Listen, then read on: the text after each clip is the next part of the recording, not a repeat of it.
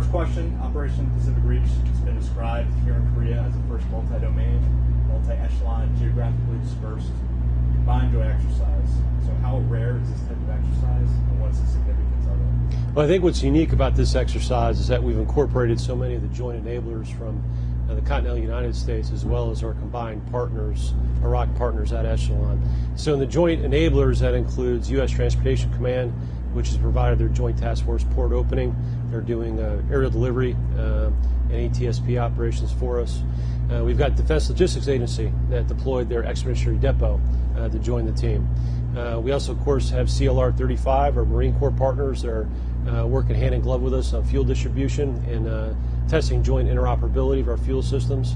Then, of course, we have 3rd ESG as well as the 7th Army 7th Transportation Brigade that are doing logistics over the shore operations. So you put all those capabilities, very powerful in their own rights, but you put them all together and it really demonstrates the sustainment capability resident not only in all those joint in the combined elements, but when you work together. And that's really what's unique about this, putting all those capabilities together with the 8th Army and the CFC sustainment team here on the Penn.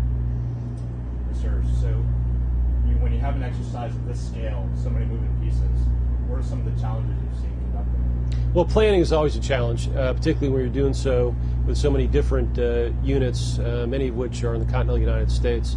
So it's been over a year-long process putting that together, but that's been great training in and of itself. As you've gone through the multiple planning conferences and setting the conditions for the exercise, our junior officers and junior SCOs in particular have really stepped up, working with their counterparts across the combined force as well as the joint force. They've learned the capabilities, have a better appreciation now for the capabilities resident in all those units. And so that's really been the most complex. The execution is the fun time, really. There'll be things that occasionally don't go exactly according to plan, and we're certainly prepared to respond to those, but it's the planning and the synchronization beforehand that's been the most challenging. Sir, I mean, you're right to talk about military capabilities that are exercised here.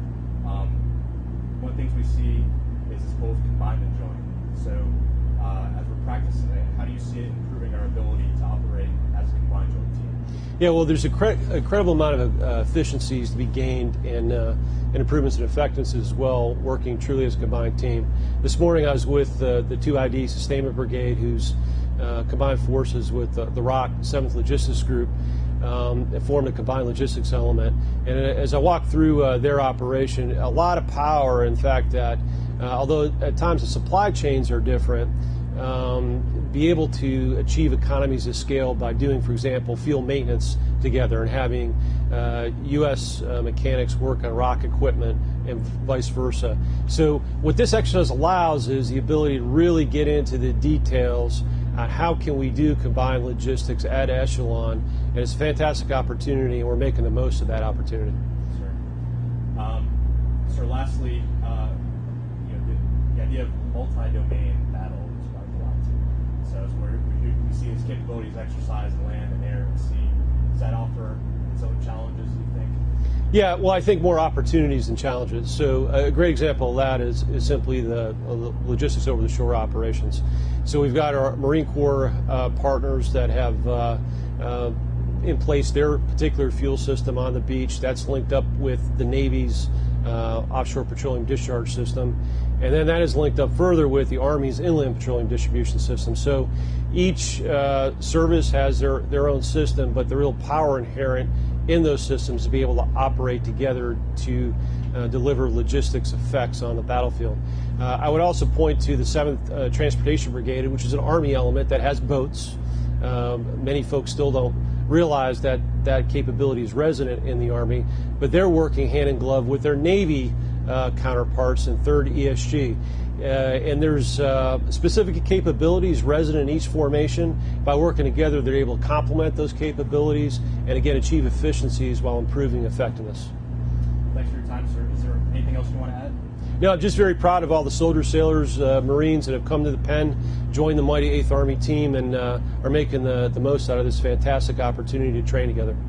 Thanks again for your time, sir. Thank you. So our unit's mission in Operation Pacific Reach is twofold. The first part was we had to build the area distribution center, life support areas, and all the nodes associated with the operation. And we've been doing that for about the last 30 days with our organization. The second mission is to provide sustainment support to all Army forces operating in and around ADC Pohang, and to provide Army support to other services. So the planning started several months ago and involved all of our coalition partners as well as our joint partners. And during the last few months, the refinement process took place. We coordinated all requirements across all of our joint partners and our coalition partners. And what you see today is the end state of all that planning and preparation. So do you think your daily operations on a day-to-day basis, does that prepare you well for this exercise, or is there extra preparation you need to do? So as a sustainment organization, we operate, or on a daily basis, we execute our core competencies.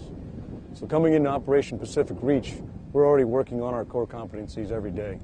But during Pacific Reach, it gives us an opportunity to work those core competencies hand in hand with our coalition partners and our joint partners. Okay, here we go. Material Support Command Korea is an extremely unique organization in the United States Army. In fact, it's one of a kind. We're comprised of 3 U.S. tactical battalions, 1 CSSB, 1 Ordnance Battalion, and 1 Movement Control Battalion. Our 4th Battalion is an extremely unique organization and is comprised of over 2,185 Korean Service Corps members. It's a paramilitary organization that augments the United States Army for all requirements on the Korean Peninsula that soldiers can't do. And the next thing that makes us unique is our industrial base. We provide a unique capability to the 8th Army that enhances readiness on a daily basis, from maintenance to supply and transportation and storage of Army War Reserve stocks. Thanks, sir. Moving on to the next question. So we're talking about strengthening the alliance here, working on a combined basis. So how has your experience been working alongside the ROK military here, and how does this exercise strengthen our alliance? So working alongside the Korean military has been an extremely positive experience for me and all my soldiers. We find them to be an extremely professional and capable Army. We stand by our partners every day, and we're ready to execute any missions asked of us. The second question was what again, please? Sir, how does it strengthen our alliance working here in Operation Pacific Reach? So Operation Pacific Reach has offered us a unique opportunity to enhance our interoperability with not only our ROK partners, but also our joint partners as well. Every day as we work side by side, we have the opportunity to collaborate, cooperate, communicate, and each one of those opportunities has allowed us to enhance the alliance that we have with our ROK partners. Absolutely. Today we are powering up the IPDS system off the naval ship Wheeler, and we also are downloading equipment through the Trident Pier out on Dogo Beach. And what's the Operation Pacific Reach provides us a great opportunity to see our joint and combined partners and validate our logistic capabilities together. We are using the IPDS system, the Fight Tonight system, to deliver fuel capabilities, and the Trident Pier and working with our transportation partners in order to deliver other logistics capabilities. As we talk multi-domain and joint environment, I don't look at them so much as challenges as chances to work around and build interoperability among the services and partners, allied partners, in order to exploit our capabilities and strengths rather than live off of our weaknesses. What have you seen so far that may have surprised you with these chances? What I've seen so far is I've seen every branch of service and our allied partners out here, to include the United States Navy, Coast Guard, Air Force, ROK Marines, ROK Army, and our U.S. forces, U.S. Army, and they have all come together to pull off an extraordinarily large mission. Anything else you want to add, Sergeant? Sergeant Major, so with an operation like this, the chances that young soldiers have anywhere stationed anywhere else outside of Korea, can you describe the opportunity they have here to not only work with another country, but the different branches, to have the type of training that you get as a young troop here in Korea? For a young soldier, Operation Pacific Reach is a great opportunity to see this on a broad spectrum and to come to realize that there is a larger mission that's put before them and to see how it all ties in together. Their day-to-day mission is on full display here among their allies and their joint partners. And what would you tell a young soldier who is thinking about, coming to Korea? What I would tell a soldier coming to Korea, this is a great opportunity to perfect your craft and to hone your skills as a soldier in an environment where you're working on a live mission every day that is real.